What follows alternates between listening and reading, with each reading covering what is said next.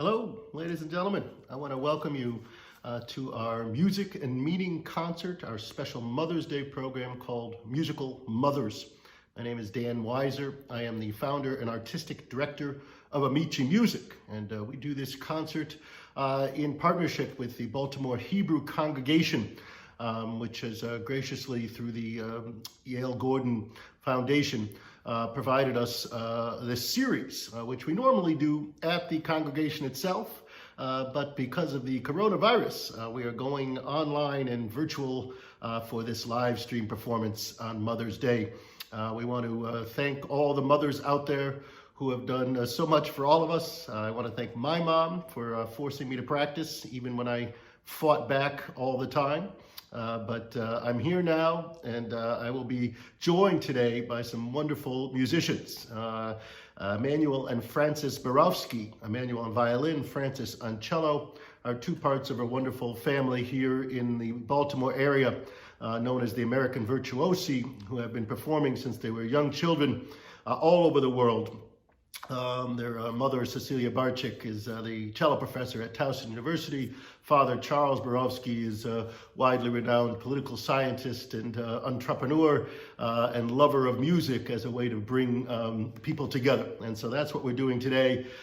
Through music, we're going to try to reach out across the country, I hope, through this live stream, to perform some music that is not often heard, but should be heard a lot more often by some remarkable women composers. We're just going to do movements of several pieces just to give everybody a flavor of how good these pieces are, and sadly how much they've been neglected over time. We also have some wonderful American composers, including another member of the Borowski family, Elizabeth Borowski, who now lives up in New Hampshire area. She wrote the second to last piece that we're going to do on this performance, and she'll actually come to you from New Hampshire to describe a little bit about the music. So we really hope you enjoy this incredible opportunity for us to play this great music. Oh, I forgot, we're also going to have Cantor Ben Ellerin join us in a kind of remarkable way that we're going to do that remotely. I'm going to be here in my living room in Baltimore, and he will be in his, and we are going to hopefully do these Amy Beach songs together. You'll see that the trio, we performed with our masks on to do proper social distancing as well. So we really hope you enjoy this performance. We're going to begin now with a piece by Clara Schumann. Now, before we get to the wonderful Clara Schumann trio, I wanted to deliver a few quotes written by men about women and their ability to do arts, which make me feel horrible as a man, but I think it really helps put in perspective what these women had to go through just to get their voice heard out there in the public by anybody. Aristotle once said, "A woman is an unfinished man who, like children and barbarians, are not competent in the ways of thinking." The great Enlightenment philosopher Jean-Jacques Rousseau, who was quite advanced in a lot of other rational thinking, wrote this in 1775. "Women in general do not like any art, know nothing about any, and have no genius. They can acquire science, erudition, talents, and everything which is acquired by dint of hard work. But that celestial flame which warms and sets fire to the soul, that genius which consumes and devours, that burning eloquence, those sublime transports which carry their raptures to the depths of hearts, will always lack in the writings and art of women. Their works are all cold and pretty as they are. They may contain as much wit as you please, but never a soul." And then Hans von Bülow, a wonderful German conductor at the end of the 19th century, he wrote in 1875, "Reproductive genius can be admitted to the pretty sex, but productive genius unconditionally cannot. There will never be a woman composer, at best a misprinting copyist. I do not believe in the feminine form of the word creator."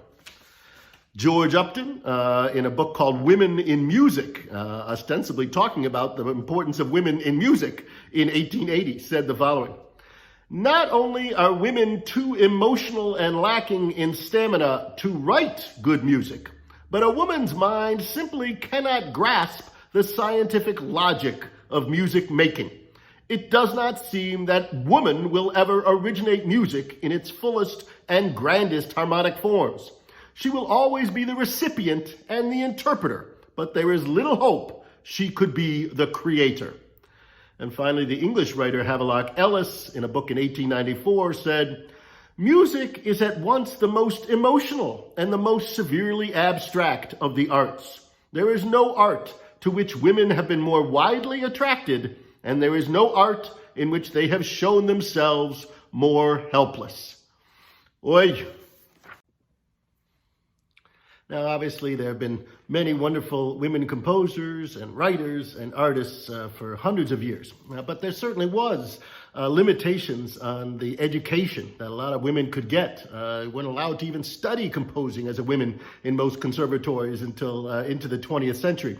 The wonderful pianist Amy Fay, who studied with Franz Liszt, actually said it really well. She said, "Women have been too much taken up with helping and encouraging men instead of placing a proper value on their own talent, which they are too prone to underestimate and to think not worth making the most of."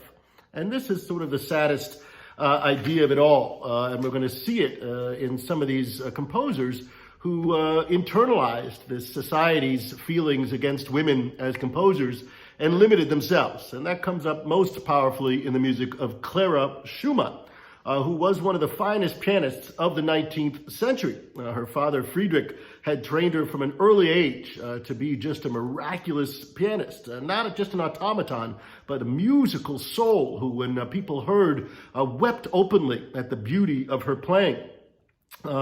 She actually couldn't even speak until she was 5 years old, but she could play the piano much earlier. She had met the young pianist Robert Schumann at a party in 1830. Schumann at the time was in law school, which of course I had done at some point. He later drops out to try to become a great pianist and ends up studying with Friedrich Wieck. Clara's father ends up living in the home with young Clara, who's then about 12, 13 years old. And they sort of fall in love, and they have their first kiss when she's about 16 years old in 1835. In the middle of her career, she's already started performing all across Europe by the time she was 12 and 13 years old. After their first kiss, the father rips her out of the home and takes her on these long tours for like a year and a half, hoping that she'll forget about Robert and move on, because he wants her to be a great pianist and not get stuck with some loser pianist like Robert Schumann. But in the end, they fall in love.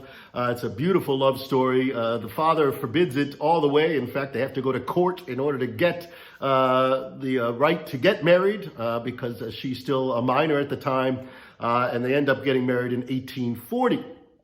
And they would have 8 children. And she's still trying to have a career as a pianist with these 8 children and dealing with her crazy husband, Schumann, who probably was bipolar or schizophrenic and ultimately tries to kill himself in 1854. And he does die in an insane asylum 2 years later. And she really spends most of her life after his death playing his music, because when he died, he really wasn't that famous as a composer. She sort of single-handedly made his music so beautiful. But all along, while she was playing, she was composing. In fact, she wrote pieces when she was 15 and 16 years old that are just remarkable to play. Saddest of all, in her diary of 1838, she wrote the following: "I once believed that I had creative talent, but I have given up this idea. A woman must not wish to compose. There never was one able to do it. Am I intended to be the one? It would be arrogant for me to believe that. That was something with which my father tempted me in former days, but I soon gave up believing this. May Robert always create. That must always make me happy." So it's almost really sad that she married a composer, because she had it in her, but felt that once they got married, that was his world and her job was a pianist. And she really didn't do a lot of composing once they got into their marriage. In fact, she wrote a letter to Robert in 1839 saying, "I have a peculiar aversion to showing you anything that I have composed. I am always ashamed. Women always betray themselves in their own compositions. But she did go on composing, and in fact, in 1853, just before Robert tries to kill himself, she writes a letter to Brahms, her new friend. There is nothing which surpasses the joy of creation, if only because through it one wins hours of self-forgetfulness when one lives in a world of sound. When I am able to compose regularly, I feel really in my element. Quite a different feeling seems to come over me. I am much freer and lighter, and everything seems to me bright and cheerful. There is nothing greater than the joy of composing something oneself and then listening to it. So she obviously still loved to compose, and her husband, I think, recognized that there was some greatness inside of her. He wrote the following. This is in 1842, or just after they were married. Clara has written a number of smaller pieces recently that show a musical and tender invention that she has never attained before. But to have children and a husband who is always living in the realms of imagination do not go together well with composition. She cannot work at it regularly, and I am often disturbed to think how many profound ideas are lost because she cannot work them out. But Clara herself knows that her main occupation is as a mother, and I believe she is happy in the circumstances and would not want them changed. She ultimately writes this trio in 1846, one of her few chamber music works. Often she was writing solo piano pieces or songs, but this she writes as a chamber music piece in between May and September of 1846. And she actually thinks it's pretty good when she first writes it. She puts in her diary, there are some pretty good passages in the trio, and I think it is fairly successful as far as form goes.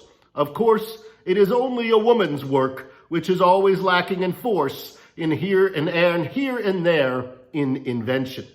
And then, sadly, that same year, Robert Schumann wrote a piano trio as well. And once she saw that, she said, I received the printed copy of my trio today, but I did not care for it particularly after hearing Robert's trio. Mine sounded effeminate and sentimental. So it is really just a sad thing to listen to Clara demean her own work, and I think you'll hear in the first movement of this trio that we're going to play, an Allegro Moderato, just the power and the beauty of her composing.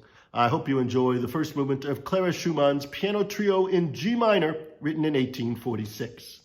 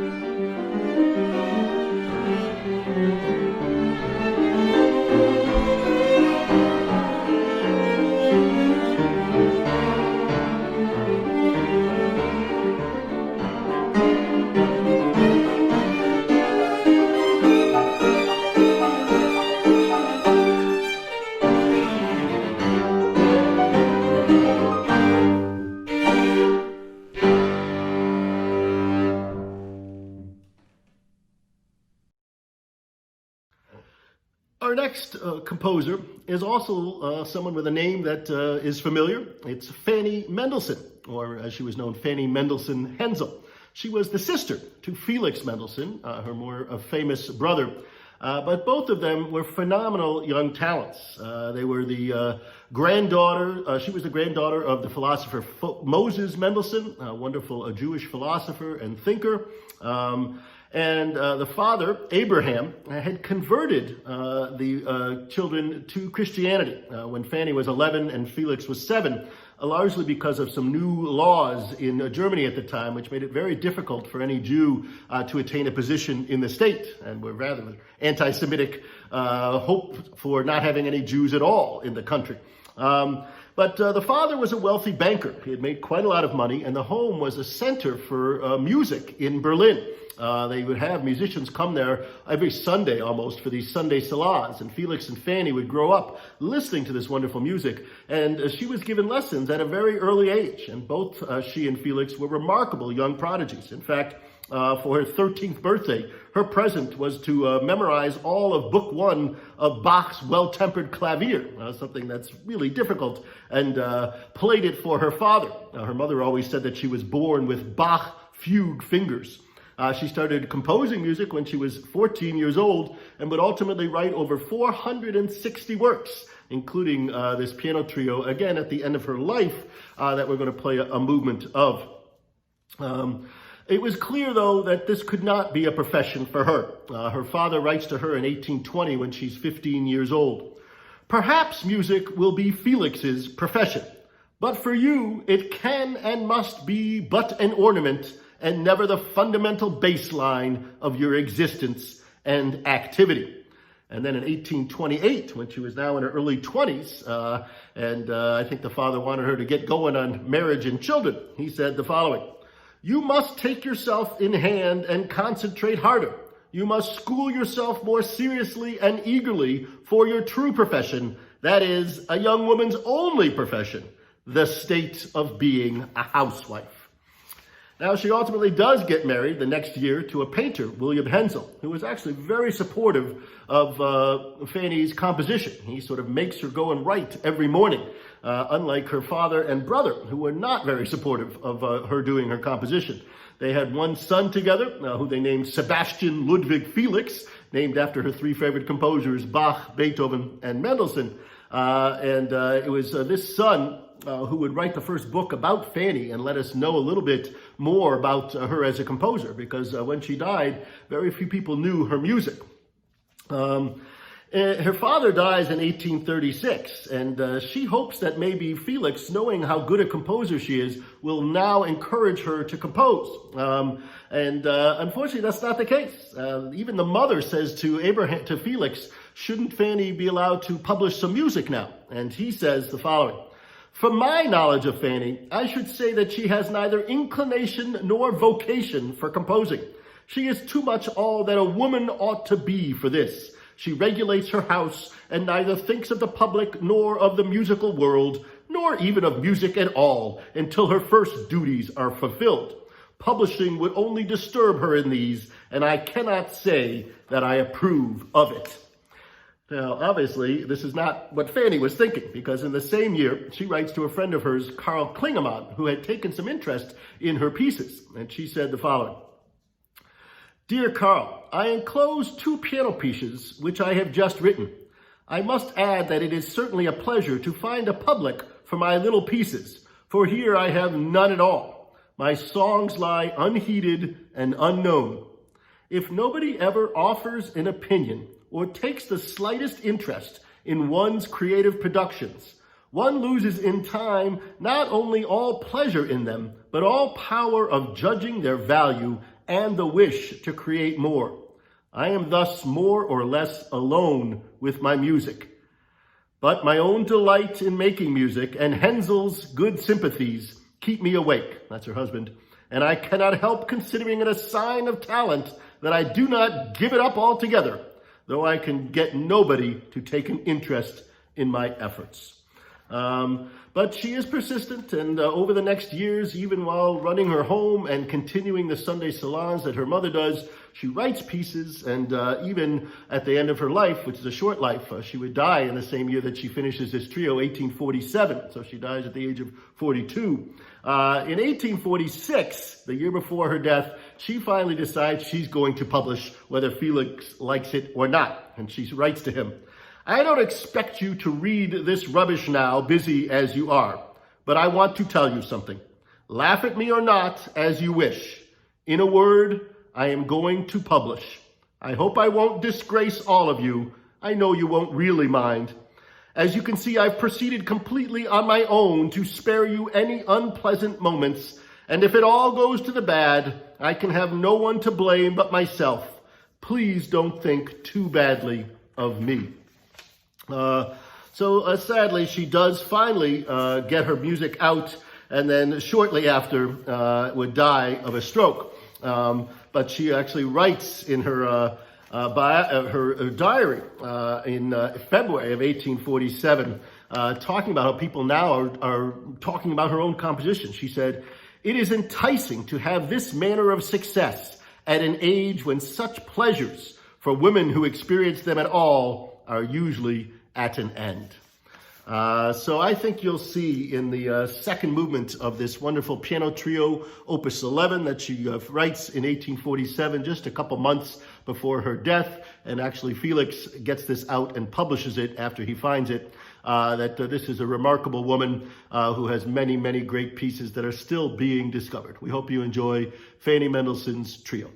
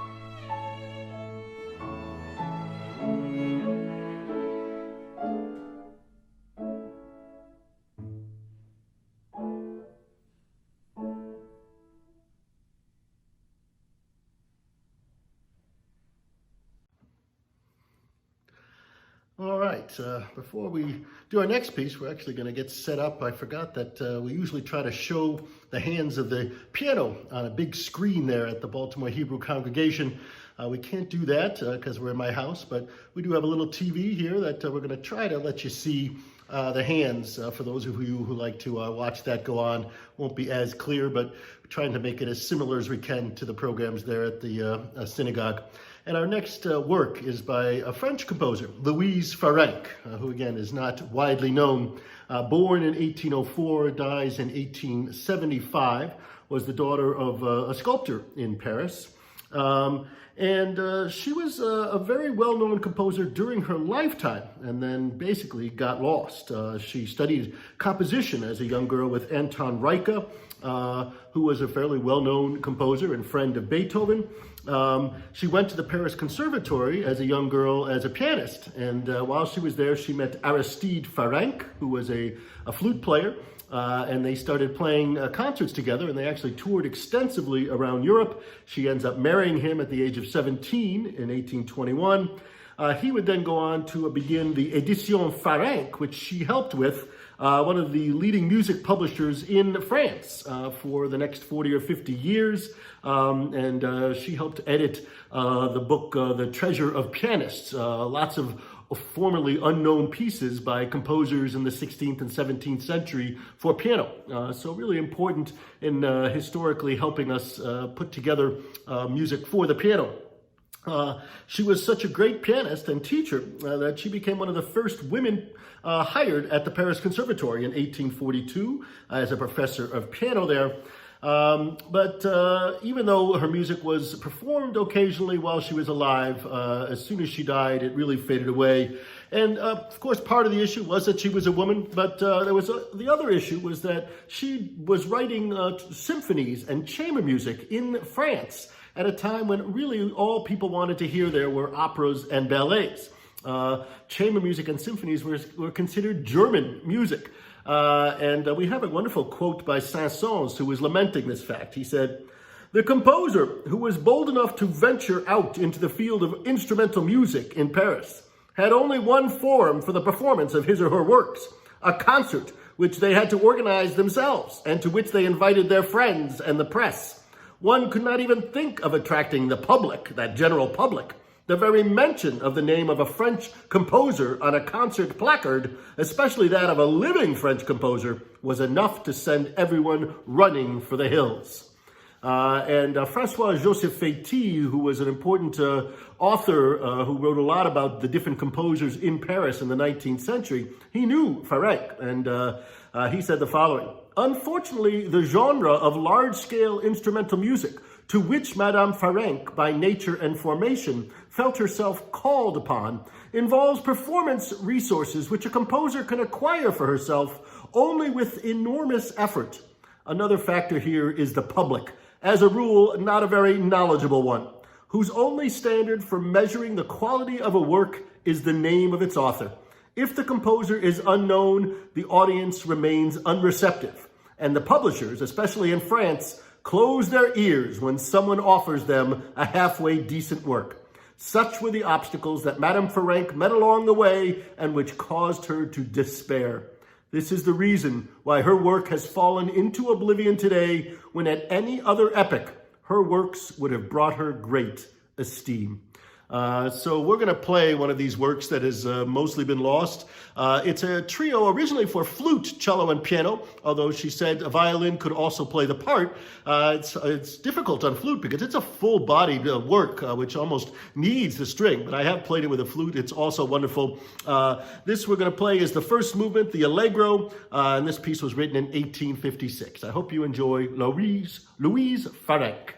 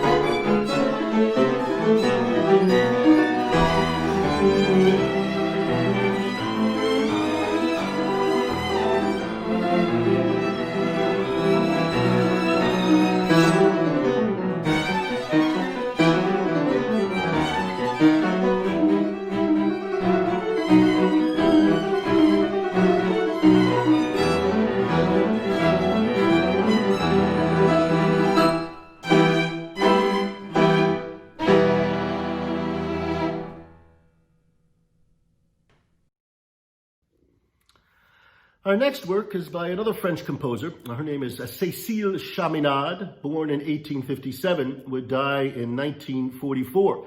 She was actually one of the very few very successful women, both as a pianist and as a composer. In fact, she was able to get all 400 of her works performed and published during her lifetime, which is kind of a remarkable thing.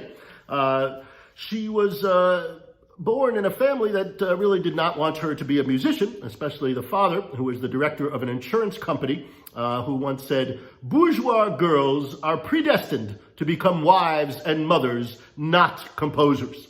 But it turned out that there was a friend of the family, Georges Bizet, the opera composer, who heard young Chaminade as a girl, and he actually called her "my little Mozart." And he encouraged her to get some training as a composer. And when the father was away on a business trip in 1877, Chaminade was able to make her first public recital at the Salle Pleyel in Paris, which was very well received. And then a few years later, she wrote this piano trio that you're going to be here, her first piano trio with some beautiful, beautiful moments in it. She would ultimately begin to support herself after the father dies in 1887 with her music. And some of it, she wrote more kind of salon-style music that would sell better. But she also wrote some really powerful music. And it's still not performed enough, but it does get out there. She herself understood the difficulties that women had. She said, "Women have not been considered a working force in the world, and the work that their sex and conditions impose upon them has not been so adjusted as to give them a little fuller scope for the development of their best self. They have been handicapped, and only few, through force of circumstances or inherent strength, have been able to get the better of that handicap." And Ambroise Thomas, another wonderful French composer and writer, said about Chaminade, "This is not a woman who composes, but a composer who happens to be a woman."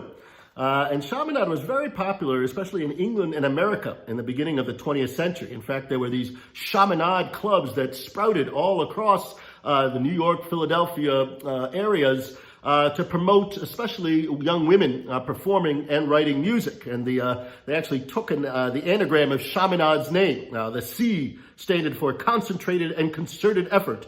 The H for harmony of spirit and work. The A for artistic ideals. The M for musical merit maintained. The I for inspiration. The N for notes, every kind except the promissory ones. The A for ardor and art aspiration. A D for devotion to duty. And finally, E for earnest endeavor. And she actually played in Carnegie Hall in 1908 and grossed a near record $5,000 for her concerts at the time. And in 1913, she became the first female composer inducted into the French Legion of Honor. So we're going to perform for you the very beautiful second movement from her first piano trio written in 1880.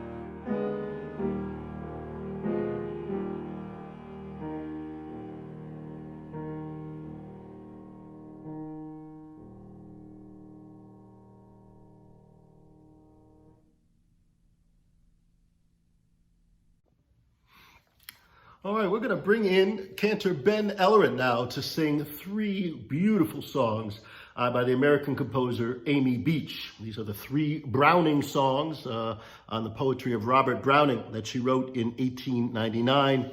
The first one is called The Years at the Spring, then Ah, Love But a Day, and then the third one, I Send My Heart Up to Thee. Amy Beach was born Amy Cheney in Henniker, New Hampshire in 1867. And showed amazing abilities at an early age. According to her mother, by the time she was a year old, she was singing 40 songs perfectly. And then when she was 2, she was singing harmonies and counter melodies as her mom sang those songs.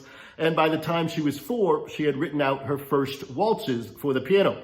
The parents soon realized they had to get her out of New Hampshire and send her someplace for study. She went down to Boston where she took lessons at the New England Conservatory on piano, but she was not allowed to take composition lessons at that time as a woman. She made her debut at Boston's Jordan Hall in 1883 and was a phenomenon as a pianist. But she ended up marrying, as many of these young ladies did, at the age of 18, a very wealthy doctor in Boston. His name was Dr. Henry Harris Aubrey Beach. He was 24 years older than she was. Had actually been one of the first to introduce ether into America. He did not want his new wife performing piano professionally. He thought that would be demeaning below her place in society. So she was supposed to be never to teach piano, and she could only perform 2 public recitals per year with profits donated to charity. So this was a horrible thing for her as a pianist, but in many ways it actually allowed her to explore her own composition because she couldn't perform. And even though she really couldn't get lessons, there were many great ways to learn how to compose, namely to look at all the music out there. So she studied the scores of Bach and Mozart and Brahms and Beethoven and just sort of learned it that way. And ultimately in 1895, she wrote the first mass that was performed by the Handel and Haydn Society in Boston, the first mass by a woman ever performed. And then her Gaelic Symphony in 1896 was the first symphony composed and published by an American woman. And when this was performed, she got a letter from the composer George Whitefield Chadwick, who really loved this performance. And he said, "I always feel a thrill of pride when I hear a fine work by any composer. As such, you will have to be counted in, whether you like it or not, as one of the boys now." He really just could not believe that a woman could write with the power that she did. She started hanging around with these people of what's known as the Second New England School, Chadwick and John Knowles Paine, Arthur Foote, Edward MacDowell, and she ultimately spent a lot of time up at the Peterborough colony with MacDowell in New Hampshire. When her husband dies, she does begin to travel again and perform music on the piano. And Germany really loved her, and they treated her as the first American woman able to compose music of a European quality of excellence. She was also very instrumental in helping other women composers. She created her own beach clubs, as they were known, to help teach and educate children, especially young girls, in music. And was the leader of the Society of American Women Composers. In fact, the first president of that organization. In the year 2000, the Boston Pops paid tribute to her by adding her name as the first woman, joining 86 other composers on that granite wall of Boston's famous hat shell on the Esplanade there. In honor of her 150th birthday, the mayor of the city of Boston declared September 5th, 2017, Amy Beach Day. So we're still getting to hear some of this wonderful music, and we hope you enjoy these 3 Browning songs performed by Cantor Ben Ellerin. The years at the spring and days at the morn, mornings at 7, the hillsides do pant. The years at the spring and days at the morn, the larks on the wing, the snails on the thorn, his heaven, God in his heaven, all's right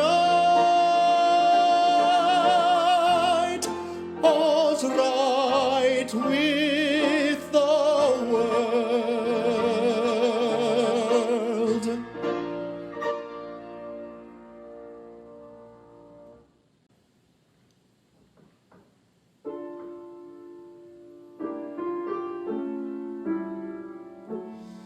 Our love but a day, and the world has changed.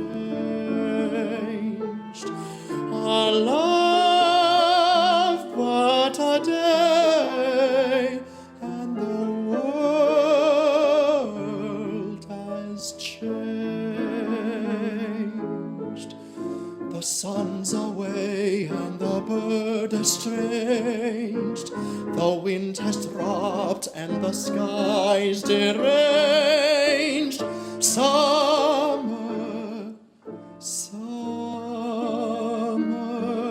has stopped. Summer has stopped.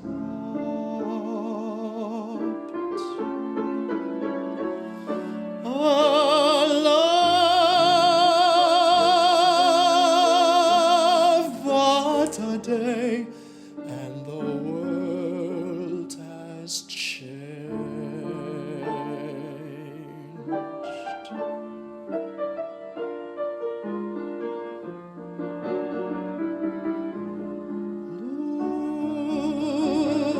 Look in my eyes, wilt thou change too? Look in my eyes, wilt thou change too? Should I fear surprise, shall I find aught new in the old and dear, in the good and true? With a changing year, our love, look in my eyes, look in my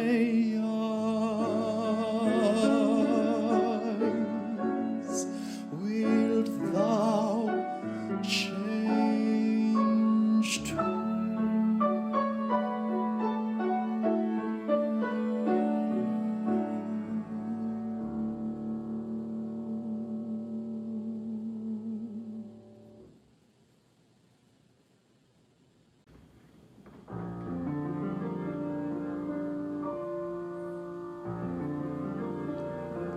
I send my heart up to thee, all my heart in this my singing. For the stars help me, and the sea bears part. I send my heart up to thee, all my heart in this my singing. For the stars help me, and the sea bears part.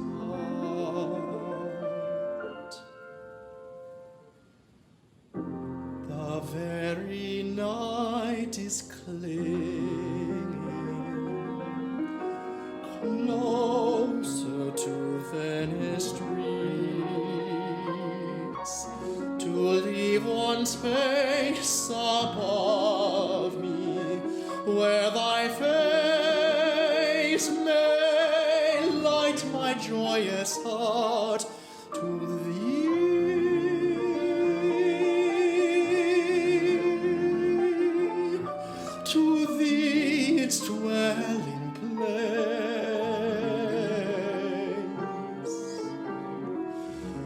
face may light my joyous heart. To thee, my heart,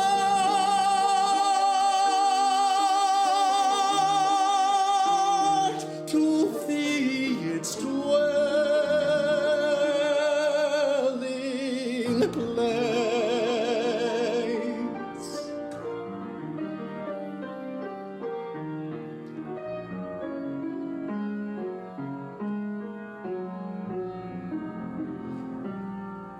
I send my heart up to thee, all my heart, in this my singing.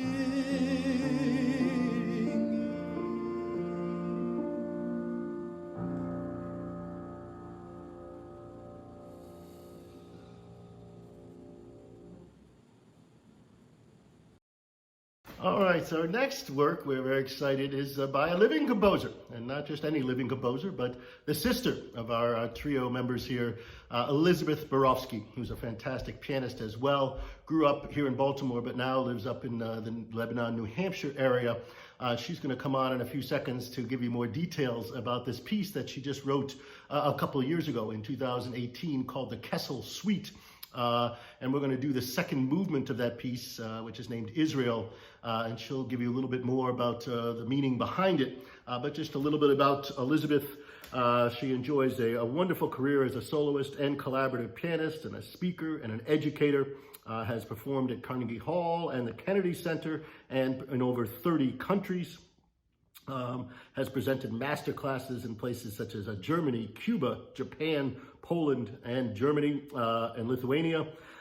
She is on the piano faculty of the International Music Institute and Festival, for which she is the executive director, and also the founder and director of Piano Prodigies, which offers a holistic approach to private piano instruction that balances the development of the technical, artistic, and personal sides of each student. She's also a wonderful yoga teacher and a wonderful chef and a photographer. We hope you will look her up at elizabethborofsky.com. So I'm going to turn it over to you now, Elizabeth, so that you can explain the origins and the meanings behind the Kessel Suite. Hi, everyone. I'm Elizabeth Borofsky. The Kessel Trio was written for Martin Kessel. It was commissioned by his wife, Gail, and she asked me to represent his life in music. Everything from his marriage and 3 kids to his passion for skiing. And it starts off with a movement about his childhood in South Africa, then we move over to Israel, and then we finish with America. And what you're hearing today is the middle movement, Israel. It uses the theme Hatikva, which is the Israeli national anthem. I've changed it a little bit for my version, and progresses on to a dance in the traditional Israeli style, the Hora, which represents Martin's first marriage. You'll also hear reference to 3 children, and even his career in microbiology, with a little bit of experimentation between the cello and the violin taking turns playing the same part. And then at the end of the piece, the right hand of the piano part using the interval of a half step, which is the smallest interval that we can play on a piano. So the reference to microbiology. I hope you enjoy this.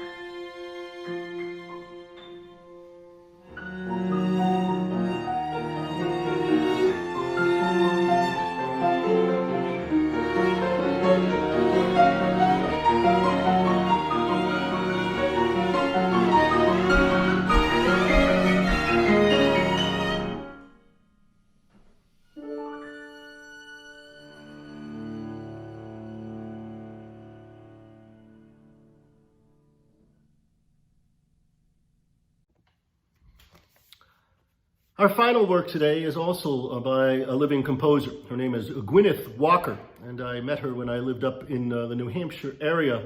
She lived on a farm, a dairy farm in Vermont for many years, although now I think she's in New Canaan, Connecticut. She's born in 1947, went to Brown University and the Hart School of Music, and then was a faculty member at the Oberlin College Conservatory, but resigned there in 1982 so she could pursue a career as a full-time composer. She was the recipient of the Lifetime Achievement Award from the Vermont Arts Council in the year 2000, just 2 years before she wrote the piece that we're going to play. And she has over 300 different works that are performed across the country. Really accessible, wonderful composer. This piece that we're going to play is called A Vision of Hills, and she describes it as an extended one-movement musical exploration of the traditional Irish hymn tune, Be Thou My Vision, which was always one of her favorite melodies. And the reference to the hills obviously comes from the views of the Vermont countryside that she could see, and this landscape really infuses the music. As she says, the opening patterns in the piano can be heard as the first light appearing over the hills in the morning. The violin and cello are like voices calling out across the valley, and as the fullness of morning arrives, the piano gets lower and louder and the melody becomes presented. In the strings, there are then these contrasting sections inspired by dancing particles of light on the hills, and this kind of oscillating, trembling texture, as she describes as a quivering reverence for nature and the landscape. And then there's a final, very powerful statement of that hymn tune in a kind of triumphant form, which she says is intended to reflect the strength of faith and of the hills. And I think it's a piece that we really could use at this difficult time. We really want to thank you for being a part of this live stream, and especially for listening to this wonderful music of women. We need to do more to get these women out there and show the power that they can present in their music, the emotional depth, and just the seriousness of their craft. So we hope you enjoy Gwyneth Walker's A Vision of Hills.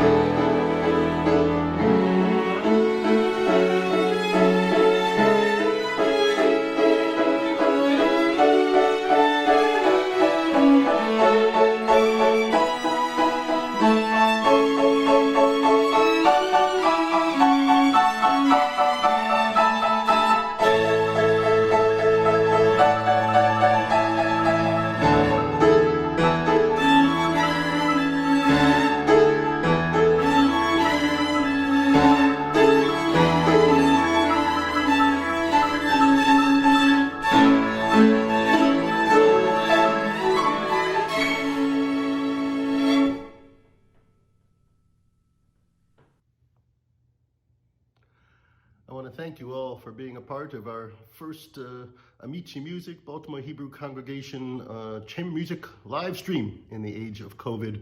And I hope you've enjoyed hearing some of these remarkable women composers and these great works that they have composed. You can hear more of their works on YouTube, and I urge you to go do so.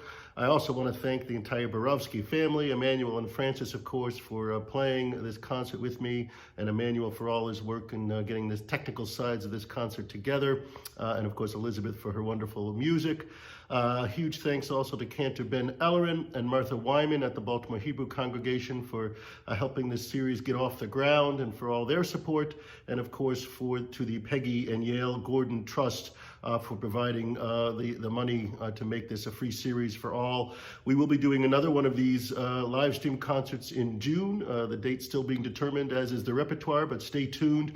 And please check out amicimusic.org, that's AMICI music.org, for future concerts online for now, but also in other areas of the country once we get to be playing live music.